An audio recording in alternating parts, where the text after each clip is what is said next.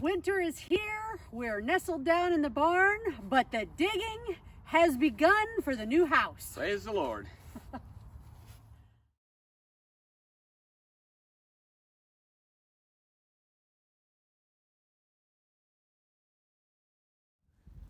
So the UPS guy showed up, and normally we know exactly what's coming.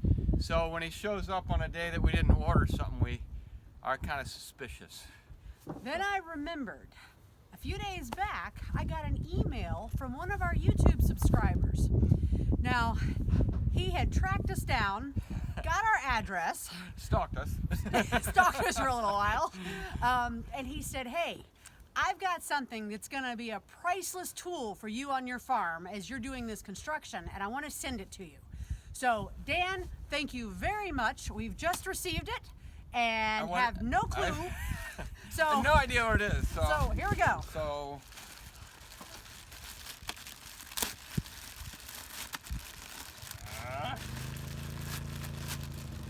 I hope it's not breakable.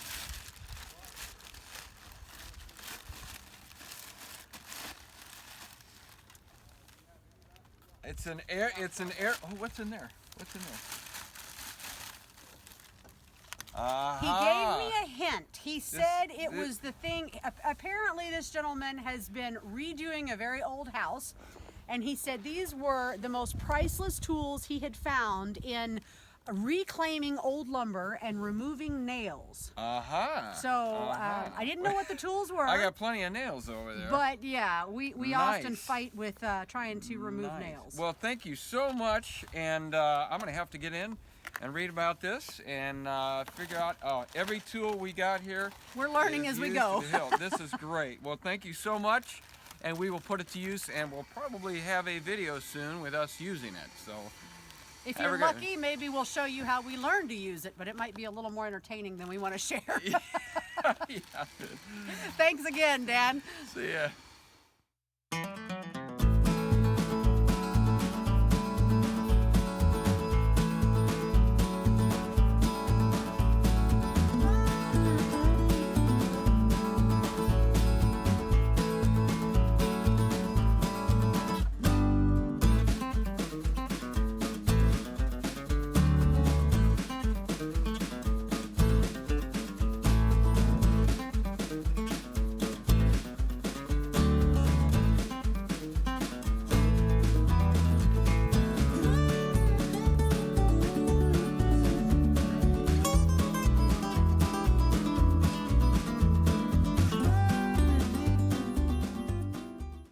Well, when they showed up this morning, he said, oh, it'll be a couple hours, we'll have that hole dug and we'll get this equipment out of here. Unfortunately, they ran into what the builder told me was the hardest clay he has ever experienced. In fact, he said 2 weeks ago he worked on a house and ran into rock, and the rock was easier than this clay. This wall right here, it's mostly in this wall. He said, I saw it, that track hoe, when it would try to dig in here, the track hoe would skid across the ground. This is unbelievably hard. He actually joked, he said, you probably don't even need a footer if the whole bottom is like this, but luckily it wasn't. But you can see, instead of scooping dirt, he actually scooped what looked like chunks of concrete because it would break up like this.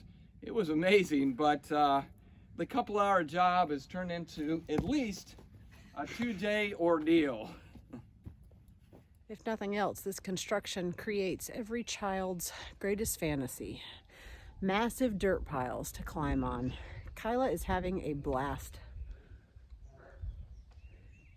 Are you high? Look, say hi.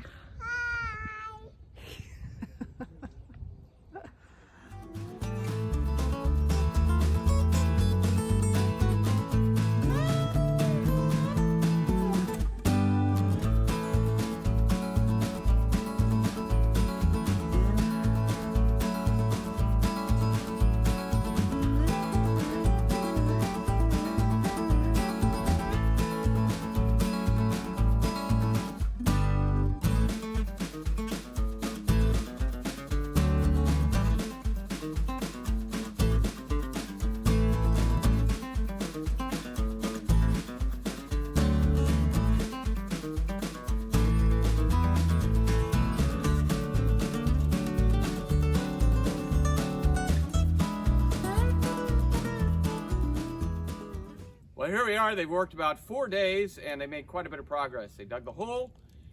Then essentially they began to set up the forms for the footers. Now these forms are plastic drain tile, actually. These forms act as a form for the footer as well as a drain for any water that might come up in the foundation. So as you can see, we have different sections here. I'm in the main house. Back there is the larder and the root cellar, and up there is the greenhouse. And so between these sections, you want to transfer the water. So if water comes up back here, you put these PVC pipes in here and over there and back there to make sure that water has a path to go out the main drain and down into the pond. The other thing he did was he lined the edge of the hole with plastic because we did have some rain and snow. He wanted to make sure those edges didn't cave in. So there's about 8 inches of rock sitting underneath me. It was quite impressive how they blew it in here. And now we are ready, hopefully tomorrow, to pour concrete for the footers. So we tried to avoid pumping much water. We tried to save electricity, but this is one issue where we have gray water in the basement from the shower and the sinks down there. And we want that gray water to head back upstairs and then drain into a rock pit out in the yard.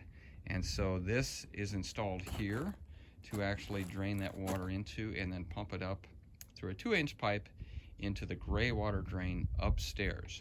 The other option was to drain it direct into the pond, but I do not want gray water direct into the pond, so I'm going to send it upstairs. Shouldn't take a whole lot of power. I'm going to use a pretty small pump for that, but that's where it is.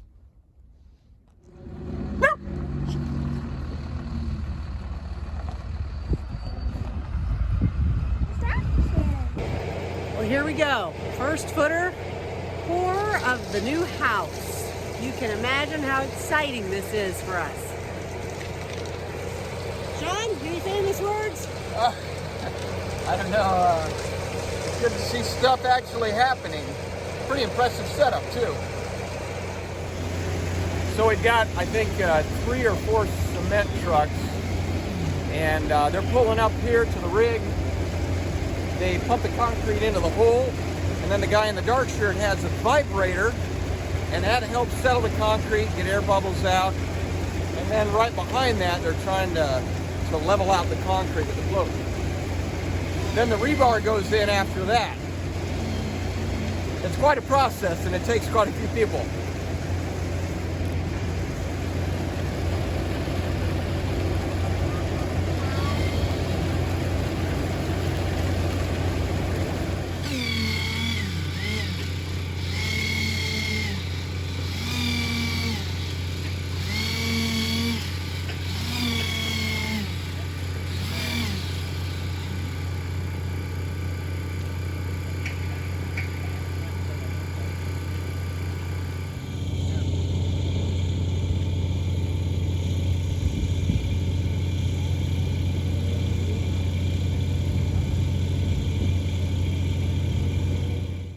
Well, thanks again for joining us. Very exciting to see a foundation going in.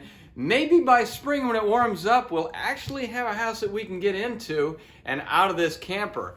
And by then it'll be warm and we'll want to be outside. But anyway, thanks for those who subscribe. Leave your comments. We love them. We learn from them, and hopefully we can answer questions. And if you haven't subscribed, join us in our journey. We'll see you next week.